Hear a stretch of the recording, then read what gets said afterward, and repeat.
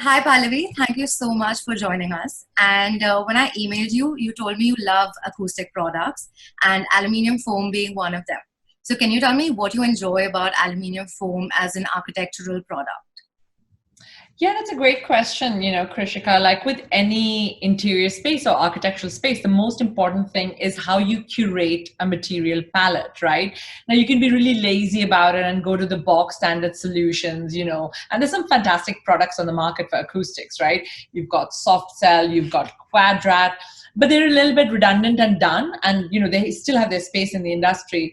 But like with our studio, we are always kind of looking at what's not that overdone, over Pinterest image. So we're always kind of saying, what else can we do to kind of enhance the quality of sound within the space? And as I mentioned to you previously, acoustics is a huge kind of tool in an interior designer's toolkit, because it's so important now that we work in open plan offices, you're in an open plan living space, acoustics is just paramount. So for me, aluminum foam, which is kind of one of my favorite products, balances this quite beautifully. It's a gorgeous looking product. To me, it looks almost like jewelry, like a piece of jewelry, and it hits that acoustic box. The beautiful thing about aluminum foam is also that it is made from 100% recycled material, and it's 100% recyclable. So it's a win-win. Like you said, you love how it looks. And from what I understand, it's available in about two or three different kind of textures. And it does have a cellulose-like of effect. Now, if your client is okay with you using aluminium foam but doesn't want that kind of a look or texture, is there a way somebody can work around to yet have the material, but maybe like work with it differently? The beauty of aluminum foam is the fact that it looks like a metallic sponge, right? So I doubt very much a client would say yes to using that and then say no, cover it up. It's kind of counterintuitive, right? You're going for that product because you love that cellular, almost like honeycomb structure that it has, which is very organic. It looks like a piece of living coral. The beauty of the aluminum foam is that it comes in three different densities, right? You can have a small cell, you can have a medium cell, or you can have a large cell. But you can also have it as a sandwiched panel. So if you think of a sandwich panels, there's two flat sheets of aluminum, and then that cellular structure is in the middle. So the way I would advise the client, first of all, I wouldn't advise it to a client who doesn't like that look. But if they really insisted on using the material for like its absorption properties or the fact that it's lightweight, I would ask them to sandwich it between two solid panels, and then perhaps just expose the cross section of the material, so you still get a hint of it. All right.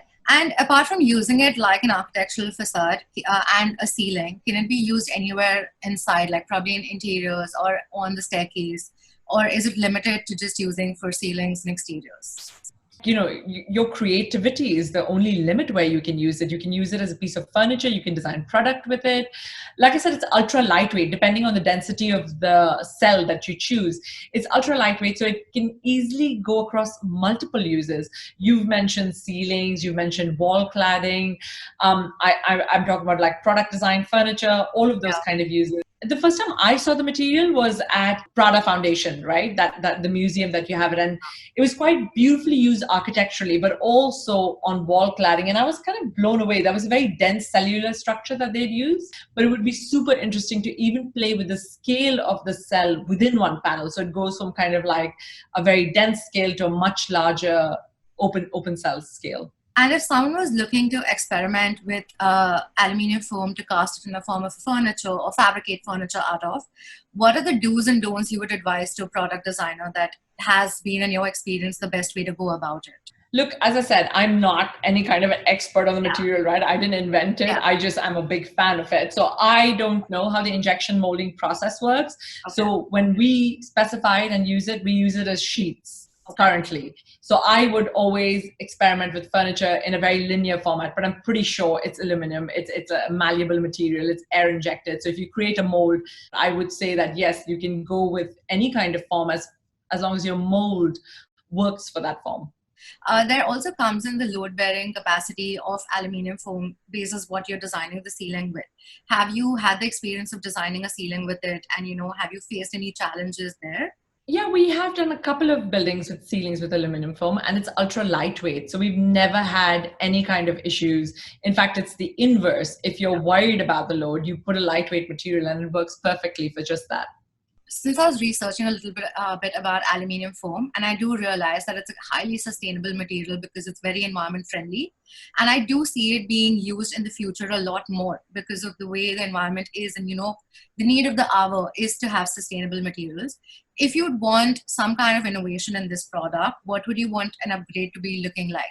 Yeah, I think right now, like the applications have been purely in the base color, which is, like this chromatic kind of color. So it would be interesting to kind of see it in different colorways, in seeing like almost like an ombre running through it, maybe even seeing different fibers integrated with the aluminum itself. So looking at a combination of materials within the same mold would be interesting.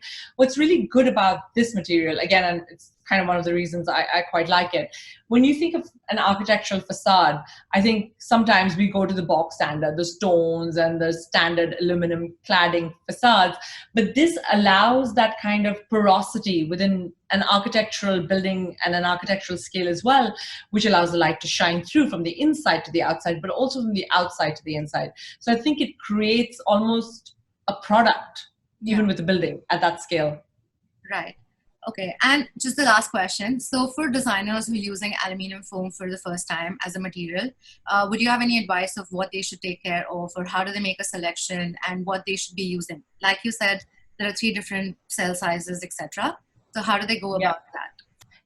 I think like with any material, you have to, as a designer, first do the research. What is your material palette? What is the scale of the space you're working with? And then obviously the product or whatever material you're choosing within that space has to kind of contextualize with the space that you're designing. So whether you choose a small, like a small cell or a medium cell or a large cell, depends on the scale of the space you're working with.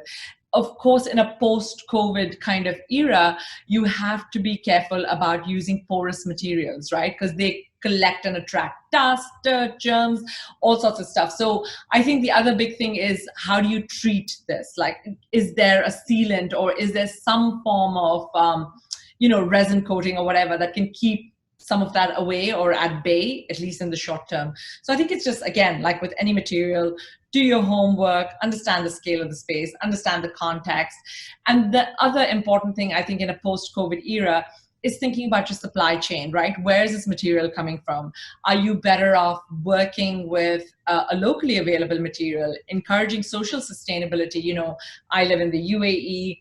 We're doing our very best to kind of help the local economy. So working with artisans and craftsmen that are based here locally. So I would advise that kind of level of thought as well when you're designing and specifying materials. Yeah, I mean, I'm with you on there that local sourcing is going to help the environment a lot more, and people should look within first.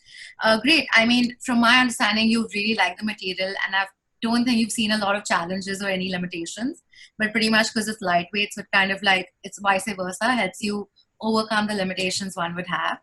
Thank you so much for taking out the time. It was a really good chat and really insightful and pretty quick. So thank you. My editing is going to be easier. Thank you. Stay safe. Bye-bye. Bye. Bye.